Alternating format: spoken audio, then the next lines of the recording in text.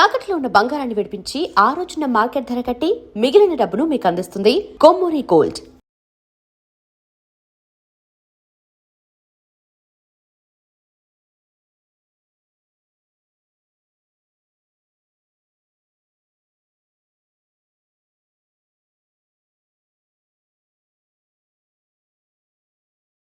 YouTuber Vaishnavi హత్య నిజంగా మాధాపూర్ గ్రామంలో తీవ్ర విషాదం నెలకొంది. వైష్ణవి ఇంటి దగ్గర ప్రస్తుతం ఉన్నాం. ఆ రోజు చాలా బాగా కనిపించారు ఇద్దరు. కానీ ఆ దుర్మార్గుడు ఇంత దారుణంగా ఒక రాక్షసులాగా బిహేవ్ చేసి మా అమ్మాయిని చంపేశాడని చెప్పి ఇక్కడ ఉన్నటువంటి తల్లిదండ్రులు, అన్నలు, బంధువులు అందరూ కూడా చెప్తున్నారు. ఒకసారి ఇంటి లోపలికి వెళదాం. అక్కడ ఒక్కసారి క్లియర్గా మీకు ఒక్కసారి మళ్ళీ వివరించే ప్రయత్నం చేస్తాను. చూడండి, ఇది వైష్ణవి, అలాగే వైష్ణవి భర్త హరిబాబు ఈ ఇంట్లోనే ఉన్నారు. ఇక్కడ మీరు చూడొచ్చు, ఈ రూమ్ లో ఉన్నారు. ఆ వైష్ణవిని హత్య చేసే సమయంలో వాళ్ళు ఇక్కడే పడుకుని ఉన్నారు. అయితే ఇటు పక్కన ఇక్కడ రైట్ సైడ్ లో ఇటువైపు ఈ ఇంట్లో తల్లిదండ్రులు ఉన్నారు. వైష్ణవి అమ్మా నాన్న ఇందులో పడుకొని ఉన్నారు. ఆ రోజు రాత్రి వైష్ణవి భర్త హరిబాబు ఇక్కడ ఈ రూమ్లో ఉన్నాడు. ఆ రూమ్లోకే నేను వస్తున్నాను. ఆ రోజు ఉదయం సరిగ్గా 4 గంటలు అవుతుందండి. 4 గంటల సమయంలో ఒక అలికిడి జరిగినట్టుగా వాళ్ళ అమ్మ కూడా చెప్పింది. అలికిడి జరిగింది. ఆ సమయంలో వచ్చి డోర్ బదులు కొట్టి చూస్తే వాస్తవం మాకు తెలుసుండేది. కానీ మమ్మల్ని మైమరిపించే విధంగా ఏం జరగట్లేదు అన్నట్టుగా వీళ్ళేదో సరదాగా మాట్లాడుకుంటున్నట్టుగా యాక్టింగ్ చేసి, ఇక్కడ ఏమీ కానట్టుగా యాక్టింగ్ చేసి అతను మమ్మల్ని అందరినీ కూడా తప్పుదారి పట్టించాడు. ఆ తర్వాత ఇక్కడే ఈ వైష్ణవిని చంపేసి ఇక్కడ 2 మంచాలు ఉన్నాయి. ఆ 2 మంచాలకేసి తల బాగా కొట్టేసి ఆ తర్వాత ఒక కత్తి తీసుకొని ఆమె చేతుల మీద నుదుటి భాగంలో కత్తిపోట్లు బాగా కత్తితో పొడిచి చంపేశాడు. తర్వాత ఇక్కడ మంచం ఉంటే ఆ మంచం కింద కూడా ఆ వైష్ణవి మృతదేహాన్ని ఆ మంచం కింద పడేసి ఏమీ ఎరగనట్టుగా వెళ్ళిపోయాడు. ఇక్కడ పోలీసులు వచ్చారు. ఈ ఘటన జరిగిన తర్వాత పోలీసులు వచ్చి ఇక్కడ చూసారా, ఇక్కడ మొత్తం తవ్వి తీశారన్నమాట. ఎందుకంటే మొత్తం బ్లడ్ ఇక్కడ నుంచి మొత్తం బ్లడ్ పారుతా ఉంది. ఈ అరుగుకి మొత్తం కూడా బ్లడ్ అంటుకుని ఉంది. దీన్ని ల్యాబ్ టెస్ట్ కోసం పోలీసులు కూడా విచారణలో భాగంగా తీసుకెళ్ళినటువంటి పరిస్థితి ఉంది. ఆ తర్వాత చంపేసిన తర్వాత ఉదయం 6 గంటలకి మెల్లగా బయటకు వచ్చాడు. ఏమి ఎరగనట్టుగా బయటకు వచ్చాడు. తర్వాత డోర్ కూడా వేసేసాడు. డోర్ వేసి ఇక్కడ కటన్ ఉంది కదా, ఈ కటన్ కూడా లాగేసి ఏమీ తెలియనట్టుగా ఇక్కడికి వచ్చి బ్రష్ చేసుకుని, నేను అసలు నాకు ఏ పాపం తెలియదు అన్నట్టుగా వచ్చి ఇక్కడే బ్రష్ చేసుకుని ఇటు రోడ్డు మీద ఎవరున్నారో చూసుకుని ఎవరన్నా మనుషులు ఉన్నారా లేదా, ఎందుకంటే అతనికి రక్తపు మరకలు అయిపోయినాయి. ఎందుకంటే వైష్ణవిని చంపిన తర్వాత అతని షర్ట్ మొత్తం కూడా రక్తమైంది. ఆ షర్ట్ విప్పేసి వేరొక షర్ట్ వేసుకుని ఏమీ ఎరగనట్టుగా ఇక్కడే బ్రష్ చేసుకుంటే వాళ్ళందరూ అనుకుంటారు కదా, రోజులాగే లేచి బ్రష్ చేసుకుని ఏదో పని మీద వెళ్తున్నాళ్ళే అని చెప్పి వీళ్ళు అనుకుంటున్నారు. కానీ ఇంత దుర్మార్గంగా రాక్షసుల్లాగా కన్న కూతుర్ని ఇక్కడ మా బిడ్డను చంపేసి వెళ్ళిపోయాడని చెప్పి అసలు మేము అనుకోలేదు అని చెప్పి వీళ్ళ తల్లి చెప్తుంది, వైష్ణవ తల్లి చెప్తుంది. వీడు వెళ్ళిపోయిన తర్వాత అక్కడ బైక్ తీసుకుని ఇక్కడ బ్రష్ చేసుకుని బైక్ తీసుకుని ఫాస్ట్గా వెళ్ళిపోయాడు. తర్వాత ఇతను వెళ్ళిపోయిన తర్వాత అరగంట అవుతుంది, గంట అవుతుంది, గంటన్నర అవుతుంది. ఏంటి అమ్మాయి ఇంకా లేవలేదు, 4 నెలల గర్భం ఉంది. తర్వాత ఉదయాన్నే ప్రతిరోజు పిలిచేది, అమ్మని పిలిచేది, ఏదైనా తీసుకురమ్మని చెప్పి అడిగేది. ఏదైనా వామిటింగ్ వస్తుంటే బయటకు వచ్చి వామిట్ చేసుకునేది. కానీ అసలు ఏమాత్రం అలికిడలేదు ఏంటని చెప్పి డోర్ తీసి చూశారు. డోర్ తీసి చూస్తే రక్తపు మడుగులో పడిపోయింది. ఒక్కసారిగా షాక్ అయిపోయారు. కత్తిపోట్లు ఉన్నాయి. అక్కడ మంచానికి కూడా రక్తం అంటుకున్నటువంటి పరిస్థితి ఉంది. ఒకసారి ఇక్కడ దృశ్యాలు చూడండి. ఇక్కడ మంచానికి కూడా రక్తం ఏ విధంగా అంటుకున్నదో చూడండి. ఇదే ఒక సజీవ సాక్ష్యంగా మీకు చాలా స్పష్టంగా కనిపిస్తుంది. మంచం కోళ్ళకి ఇక్కడంతా కూడా వైష్ణవి బ్లడ్ మరకలు అనేవి ఇక్కడ చాలా స్పష్టంగా, అంటే కత్తితో పొడిచిన తర్వాత నుదుటి మీద, చేతుల మీద, గొంతు పీసికి చంపిన తర్వాత ఆ రక్తం అంటుకుంది. మంచం కింద పడేశాడు. మొత్తం బ్లడ్ కూడా కారి మంచానికి ఏ విధంగా అంటుకుందో ఇక్కడ చాలా క్లియర్గా ఈ దృశ్యం కూడా మనకు కనిపిస్తోంది. నిజంగా తల్లిదండ్రులు చాలా బాధతో మాట్లాడుతున్నారు, ఆవేదనతో మాట్లాడుతున్నారు. వాడు అసలు ఏమీ తెలియనట్టుగా మా అమ్మాయిని చంపేసి వెళ్ళిపోయాడు, వాడికి ఉరిశిక్ష వేయాల్సిందే, వాడిని చంపాల్సిందే అంటూ రోడ్ల మీదకి వచ్చి ఆందోళన చేశారు. కొద్దిసేపటి క్రితమే ఉగాది పండుగ రోజు ఆ వైష్ణవి బతుకుంటే గనక మా ఇంట్లో ఒక పండగ వాతావరణం కనిపించేది. ఇంటిల్లిపాదు నవ్వుకుంటూ ఆమె వీడియోలు చేసుకుంటూ చాలా సంతోషంగా గడిపి ఉండేవాళ్ళం. కానీ అసలు పండగ లేకుండా పోయింది. మా అమ్మాయి లేకపోవడంతో ఇక్కడ ఉన్నటువంటి ప్రతి ఒక్కరు కూడా కన్నీళ్లు పెట్టుకుంటున్నారు. పోలీసులతో వాగ్వాదానికి దిగారు. కోరుట్ల పట్టణంలో మెయిన్ సెంటర్లో అంబేద్కర్ చౌరస్తా దగ్గర ఆందోళన చేశారు. మా అమ్మాయికి న్యాయం జరగాలంటే వాడిని కఠినంగా శిక్షించాలి, వాడిని చంపేయాల్సిందే, వాడిని మాకు అప్పగించండి అంటూ ఆందోళన చేస్తున్నటువంటి పరిస్థితి కూడా మీరు స్క్రీన్ మీద దృశ్యాల్లో కూడా చూడొచ్చు. ఇక చూడండి ఆ తల్లి ఎంత బాధపడుతుందో చూడండి, కన్నీళ్లు పెట్టుకుంటుంది. ఈ ఘటన జరిగిన తర్వాత నుంచి కూడా అసలు ఆమె అసలు పచ్చి మంచినీళ్ళు కూడా ముట్టుకోవట్లేదు. ఏడ్చి ఏడ్చి ఏడ్చి గుండె కూడా బరువెక్కిపోయినటువంటి పరిస్థితి ఉంది.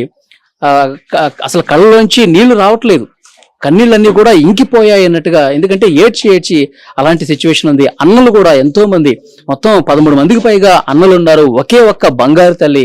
ఈ బంగారు తల్లి జీవితం చాలా సంతోషంగా ఉంటుందని చెప్పి మేము భావించాం, కానీ ఈ విధంగా అవుతుందని చెప్పి అసలు అనుకోలేదంటూ చాలా బాధకి గురవుతా ఉన్నారు. ఒక్కసారి అమ్మతో మనం మాట్లాడే ప్రయత్నం చేద్దాం. అమ్మా, ఇంతకీ మీరు పోలీసులతో 2 సార్లు కలిశారు, మాట్లాడారు, ఏమంటారమ్మా? వాళ్ళు మేము చూసుకుంటామంటారు. ఏం చూసుకుంటారు? చంపేస్తే చూసుకున్నట్టు చంపేయాలని అంతే. నలుగురు కాల్చేయాలి, లేకపోతే ఉరి శిక్ష అన్న వేయాలా. చూసుకుంటామంటే పెట్టేది లేదు. ఎన్ని సంవత్సరాలు కానీ మొత్తం ఆన్నే పోలీస్ స్టేషన్ లేకుండానే ఎత్తాయి. కానీ అంటే నేను వాళ్ళ మీద కోపం కాదు, చట్టం కరెక్ట్ నేర్చుకోవాలా. ఎందుకంటే ఒక పిల్లని చంపిర్రా, పోయాలి వాళ్ళు పిల్లలను చంపి పోలీస్ స్టేషన్లో కలిసిరా, వాళ్ళని బరాబరి చంపాలా. నువ్వు వాళ్ళకు న్యాయం జరిగి చూడేంది, నేను పోలీస్ స్టేషన్ లేచిన అనుడేంది, వాళ్ళని మంచి కాపాడుడేంది, నా బిడ్డ చచ్చిపోయిన బిడ్డను పట్టించుకోపోవడం ఏంది. నాకు ఇది ఒకటే నచ్చలేదు. నా బిడ్డని చంపిన అసలు చాలా మంది చెప్తా ఉన్నారు, అమ్మాయికి అసలు పెళ్లి ఇష్టం లేదు, వీడిని వేసుకోవటం అసలు ఇష్టం లేదు. సరే వాడేదో మందు దాగి నువ్వంటే మంచిగా చూసుకుంటానని చెప్పి అంటేనే అప్పుడు మీరు బలవంతంగా చేశారంట కదా. బలవంతంగా అంటే నేనేమని చెప్పిన సిట్టి, నల్లని దగ్గర ఏం లేదు, తెల్లని దగ్గర ఏం లేదు, గుణం మంచిగా ఉండాలమ్మా. నువ్వు 100 ఏళ్ళు బతికే గుణం కావాలి నాకు. ఇప్పుడు తెలుతున్నాయి నాకు, అప్పుడేం తెలుసు. నా తల్లి నువ్వు గిట్లా చేసుకోవే, నీ మొగనికి ఇంత మంచిగా చూసుకోమంటే పూలు పెట్టి చదువుకున్నది. పూలు అంటే మొగడు వాడు లేకపోతే ఒక సినిమా ఆగలేదు. ఇది అటుపోకు ఇటుపోకు అని అన్నం వేసుకొచ్చి చుడుదాన్ని ఆన్ని చిన్న మంచిగా చదువుకోలేదు. ఆ చుడుదాన్ని ఎట్లా ఏం పబ్బుద్ది అయింది, ఎట్లా ఏం పబ్బుద్ది అయింది అయ్యా చెప్పు. ఇప్పుడు ఏమన్నా ఉంటే వెళ్ళిపో, నా బిడ్డకు మొగలు లేకున్నా సరే. నువ్వు ఎవరైనా నేను ఎత్తుకొని పోతే నా బిడ్డ నాకు మిగిలిపోవు కదా. సంపద గొడవలు జరుగుతున్నాయంట కదా కొన్ని రోజుల నుంచి. ఎట్లా జరుగుతున్నాయి గొడవలు? పిల్లమ్మల గొడవలు ఏం లేవు. తల్లి దాని కొడుకులు 3 కలిసి దాన్ని చంపుతావా చంపవా? నీకు ఇవ్వరిదాకా చెప్పిందా? మొత్తం అంటే సర్కారు దవాఖానలో మొత్తం వెళ్తుంది, గవర్నమెంట్ దవాఖాన. అది నీ బిడ్డను చంపుతాను రెడీ మీద ఉన్నారు, మేము చెప్పొద్దని సపోర్ట్ అంటున్నాం. దానికి పిల్లని ఎట్లా ఇచ్చారని మమ్మల్ని తిట్టిన వాళ్ళు లేరు. ఇప్పుడు ఫోన్ లో ఒక ఆడియో బయటకు వచ్చింది, ఏదో ఉంగరం గురించి కొట్లాడుతున్నారు. ఉంగరం ఎట్లా? నీకు ఇంత ముందు చెప్పలేనా? 10 లక్షలు ఇచ్చిన పైసలు ఇవ్వు, నా ఇల్లు నాకు ఇవ్వడానికి ఇల్లు మంచి ఇచ్చినావు, నాకు ఇల్లు మంచి చేయలేవు, నా పిల్లం నేను చిల్లు ఉంటామంటే అదేం ప్లాన్ చేసింది గుర్తేనా? పిల్లని తోలుకొని రాపోన్నది. తోలకపోయినాక ఆయన అత్తమ్మ మరి సామానంత ఇస్తానులే పెట్టి మీ రూములు ఉంటామన్నది. సరే అన్నది. కిచెన్లోకి పోయింది, కారం పొట్టు పట్టుకొచ్చి చిన్న బిడ్డ ముఖం కొట్టింది. అంగబెట్టి తల్లి కొడుకు ఏం కొట్టినా కొట్టిన బిడ్డని. అప్పుడు మీరు పోలేదా? మా అమ్మాయిని ఇంత దారుణంగా ఎందుకు కొట్టారు, కళ్ళలో ఎందుకు కారం కొట్టారని చెప్పి మీరు పోయి గొడవ చేయలేదా? ఎందుకు చూడు చెప్తా సార్ నేను. అయితే వాళ్ళిద్దరు వేరు, నాకు తెలియదు కదా మ్యాటరు. ఇంటికి వచ్చినాక మా పెద్ద అక్కని పట్టుకున్నది. అమ్మ నా కళ్ళల కారం పెట్టి కొట్టిందమ్మా, పెద్ద మమ్మీ కళ్ళల కారం పెట్టి కొట్టిందంటే నేను చూసామన్న బిడ్డ చేసుకున్న కంచెలు చంపుతున్నారు వాళ్ళు. నేను చంపనియ్యా, నేను ఆడుకోని వయసు అది ఇసబెట్టిగా నా బిడ్డ కళ్ళల కారం పోసి కొట్టిందంట మీ అమ్మ. నేను ఈ 100 మందిని పట్టుకొని పోతా, పంచేది పెడతా అంటే నా తల్లి మీద పంచేది పెట్టకు, నీ కాలు మొక్కుతా, నేను మళ్ళీ సరి కొట్ల కోను. నేను ఈయన బత్తా నచ్చిన ఈయన బత్తా నీ బిడ్డను పట్టుకొని. తెలుసో తెలకపోయినా మా అమ్మ ఇస్తుంది కావచ్చు అని అడుగుతాను పోయినా, ఇట్లా కొడుతుందని నాకు తెలియదు. 10 మందిలో బదనం చేయకు. నాకు 50,000 లక్ష రూపాయలు అడగట్టాలంటే నా దగ్గర లేవత్తమ్మ. మనకు లేని పరిస్థితి, నేను లేని పరిస్థితులు ఉన్నా సార్. ఇదొకటి నా దగ్గర రూపాయి లేని పరిస్థితులు ఉన్నా, మొత్తం బాగులే. 20 లక్షలు తీసుకురా, 20 లక్షలు తీసుకొస్తేనే నువ్వు ఇంటికి రా అన్నదంట వాళ్ళు. 20 లక్షలు తీసుకొని రా, నా ఇంట్లో నువ్వు ఉండాలంటే 4 ఎకరాల పొలం ఉండాలా, నీకు 1 కోటి రూపాయల ఆస్తి ఉండాలా. నిజం బదులని పిల్లని మాట్లాడిన 4 ఎకరాల పొలం ఇస్తున్నది, 20 లక్షలు ఇస్తున్నది. ఆ పైసలు ఇస్తే మీరు చచ్చిపోయేదాకా బతాం. రీకం లేదు సారు, రోజు తిట్టుడే, రోజు 12 ఒకటేగా 100 సార్లు 8 నెలల కంచెలు మాకు తిట్టని రోజు లేదు. అట్లా ఎవసే నేను దోలేం పని పట్టిన చంపుతారు. అలా అన్నదమ్ములు ఏం చేశారు, నాకు ఫోన్ చేసిర్రు, నీ బిడ్డను చంపేస్తామని. ఫోన్ చేస్తే నేను నమ్మపోకన్నా, అలా నా బిడ్డను కొట్టిపించినవా, తోలకపోయి నీ తల్లితో కొట్టిపించినవా అంటే అత్తమ్మ ఇప్పటి నుంచి లోనని కాలు మొక్కిండు. ఇప్పటి నుంచి పోను, వాళ్ళు చంపేస్తున్నారు పక్కనే. వాళ్ళు చంప ఇప్పుడు ఇంకొంచెం ఉంటే నా పెళ్ళని నన్ను ఎంపూరు నటిస్తుండు, కొంచెం అయితే ఎంపూరు, నేను మళ్ళీసారి పోను, నాన్నలు కూడా అన్నారు చంపుతాని, ఇక నేను మళ్ళీ పోను అన్నాడు. ఫిక్స్ అయిండు. 3 రోజులకు తల్లిగారింటికి అయ్యిండు. పోయి ఆడ కూర్చొని అమ్మ ఏం చేయాలా, అన్నలు ఏం చేయాలా అంటే, అరే నిజామాబాద్ పిల్లని మేము మాట్లాడినాం, నిజామాబాద్ పిల్లని మాట్లాడినావు, నీకు 1 కోటి రూపాయలు ఆస్తి వస్తుంది, నువ్వు కట్టెన్ చేసినా చేయకుండా కానీ చచ్చేదాకా బతావు. దాన్ని ఎంపేసిరా, నాకు ఎమ్మెల్యే తెలుసు, అటు ఒక్క ఎమ్మెల్యే మాట మీదనే మనం బెయిల్ మీదనే బయటకు వస్తాం, మనకు కేసు లేదు, మనకు ఏమో శిక్షలు ఉంటాయి, మనం చంపరు. 10,000 ఒక 20 లక్షలు 10 లక్షలు బయట వాళ్ళ వారు పోతున్నట్టే మనం బయటకు వస్తాం. బరాబరి 3 కూర్చొని ఆయన చెప్పి తోలేసిరట.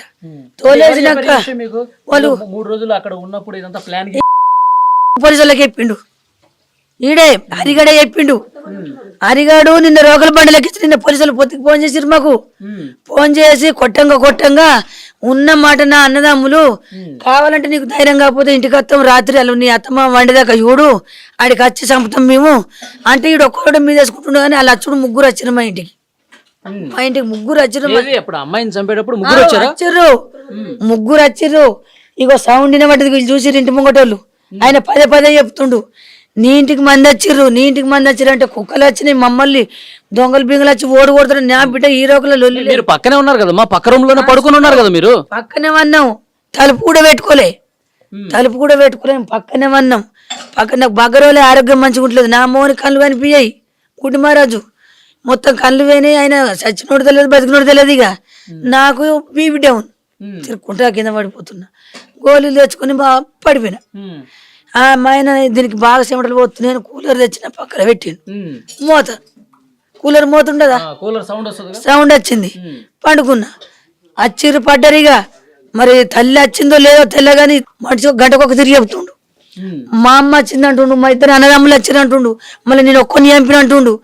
ఒక్కడి చంపిన విషయం కాదు, వాళ్ళ అమ్మ 2 అన్నదమ్ములు వచ్చి. కాదు, ఈ గల్లీలో సీసీ కెమెరాలు ఏం లేవా? ఎవరు వచ్చారు, ఎంతమంది వచ్చారో తెలుసు కదా. సీసీ కెమెరాలు ఏడపడి సీసీ కెమెరాలు లేవు మా ఊళ్ళే, లేవు. గాడున్నాయి, కచ్చరిగాడు ఉన్నాయి. ఈ ఏరియా అంతా ఏ ఇంటికి సీసీ కెమెరాలు లేవు. వాళ్ళు నిజంగా 3-4 వస్తే ఎక్కడో చోట సీసీ కెమెరాలో కనబడతారు. మీ చెకప్ ఎత్తున్నాం కానీ కట్టున్నాయి సీసీ కెమెరాలు, ఈ మూలకు దిక్కులేదు. పోలీసులు మొత్తం చూస్తారండి, చూడాలి. వాళ్ళు గురి ఎత్తన్నారు, వాళ్ళే కుటుంబం వచ్చి బరాబరి నా సిట్టమ్మని చంపి పేరు 3 రోజులకు చంపుతున్నారు. బరాబరి చంపిరు, నాకు న్యాయం జరిగేటట్టు చేయరు సార్, మీరు దండం పెడతారు. ఇలా నా బిడ్డని చంపిరు, రేపు ఇంకో బిడ్డను కూడా చంపచ్చు, చంపి పోలీసు వాళ్ళకి కలుతారు. అలా 2 ఏళ్ళ ఉంటారు, ఒక 10 లక్షల వారితే బయటకు వస్తారు. దానికి న్యాయం ఎట్లా?